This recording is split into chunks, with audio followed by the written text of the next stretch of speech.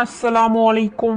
நம்ம இன்னைக்கு பார்க்கக்கூடிய வீடியோ ஆனது தூங்குவதற்கு முன்னதாக ஓத வேண்டிய ஒரு திக்ரு பற்றி தான் பார்க்க போகிறோம். இந்த திக்ரை தினம்தோறும் ஓதி வருவதால் நம் வாழ்வில் இருக்கக்கூடிய கஷ்டங்கள் நீங்கி நம் வாழ்க்கையில் நன்மைகள் பெருகும். மற்றும் உடம்பில் ஏதேனும் வலிகள் இருந்தால் திக்ரின் மூலியமாக நாம் அல்லாஹ்விடம் கேட்டோம் என்றால் அனைத்தும் நீங்கும். இந்த திக்ர் நூல் புகாரியில் இடம்பெற்றுள்ளது. இது நபி ஸல்லல்லாஹு அலைஹி வஸல்லம் அவர்கள் ஃபாத்திமா ரலியல்லாஹு அன்ஹா அவர்களுக்கு கற்றுக் கொடுத்த திக்ர் ஆகும். நாம் தூங்குவதற்கு முன்னதாகத்தான் அதிகப்படியாக யோசிக்கின்றோம். அவ்வாறு யோசிக்கையில் நமக்கு அதிகப்படியான கெட்ட எண்ணங்களும் ஏற்படுகின்றது. அவ்வாறு ஏதும் ஏற்படாமல் தூங்குவதற்கு முன் இந்த திக்ரை ஓதிவிட்டு நாம் படுத்தோம் என்றால் நாம் அல்லாஹ்வை நெருங்கி இந்த திக்ரின் மூலம் பாதுகாவல் தேடினோம் என்றால் நமக்கு கஷ்டங்கள் எல்லாம் நீங்கி கெட்ட சிந்தனைகளிலிருந்து விடுபடலாம். இப்போ அந்த திக்ரு பற்றிய ஹதீஸை பார்க்கலாம்.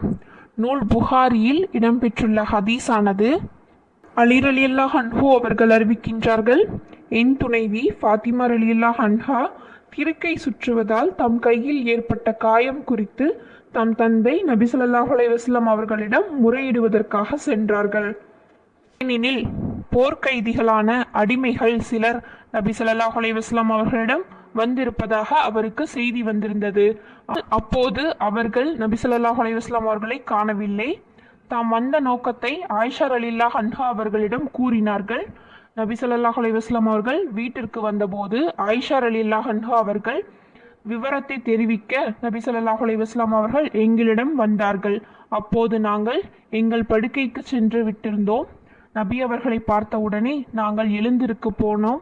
அவர்கள், நீங்கள் இருவரும் உங்கள் இடத்திலேயே இருங்கள் என்று சொல்லிவிட்டு அவர்களே வந்து எனக்கும் ஃபாத்திமாவுக்கும் இடையே அமர்ந்தார்கள்.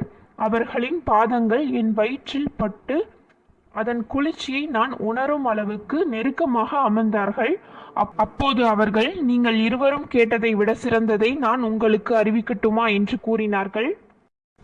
நீங்கள் இருவரும் உங்கள் படுக்கைக்கு செல்லும் போது அல்லது உங்கள் விருப்புக்கு செல்லும் போது 33 முறை சுபஹானல்லாஹ் அல்லாஹ் தூயவன் என்றும் 33 முறை அல்ஹம்துலில்லாஹ் அல்லாஹுக்கு புகழ் அனைத்தும் என்றும் 33 முறை அல்லாஹ் அக்பர் அல்லாஹ் மிக பெரியவன் என்று சொல்லுங்கள். அது உங்களுக்கு பணியால் ஒருவர் இருப்பதை விட சிறந்ததாகும் என்று கூறினார்கள். இந்த ஹதீஸ் புகாரியில் 3631வது ஹதீஸாக இடம்பெற்றுள்ளது.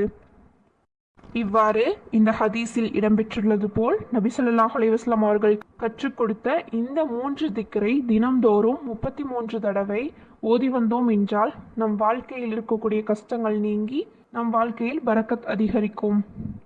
மற்றும் ஏதேனும் உடலில் வலி இருந்தாலும் இந்த திக்ரை ஓதலாம்.